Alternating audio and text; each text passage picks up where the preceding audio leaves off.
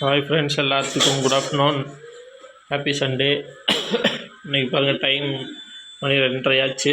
ஆனால் இன்றைக்கி சமையல் லேட்டாக தான் ஆகியிருக்கு. இப்போ தான் சமைச்சு முடிச்சுருக்காங்க.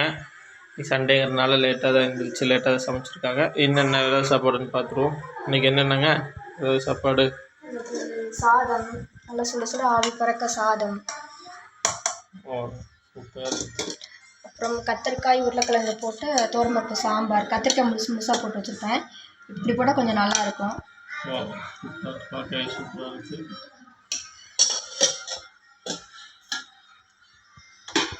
முட்டைக்கோஸ் பொரியல், கடலைப்பருப்பு முட்டைக்கோஸ் பொரியல். ஓகே,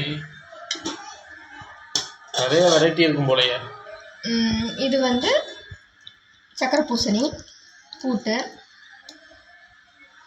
அடுத்து ஒன் பை ஒன்னா போயிட்டே இருக்கீங்க. அடுத்து வந்து காளான் கிரேவி. இஞ்சி பூண்டெல்லாம் போட்டு கரம் மசாலா எல்லாம் போட்டு வைக்கிற சிம்பிளாக. சாம்பாருக்கு இது ரொம்ப நல்லா இருக்கும், தொட்டு சாப்பிட. சூப்பராக இருக்குது. காளான் கிரேவி சாம்பாருக்கு, அதனால இது வச்சாச்சு. அப்புறம் தக்காளி ரசம். இதுதான் மெயின் ஐட்டம். தக்காளி ரசம் எனக்கு ரொம்ப பிடிச்சது. அப்புறம் இது பச்சை மிளகாய் ஊறுகாய் மாதிரி, புளியும் பச்சை மிளகாய் போட்டு வச்சது. இது எனக்கு சாம்பாருக்கு நல்லா இருக்கும், அதனால வச்சுருக்கோம். அப்புறம் அப்பளம்.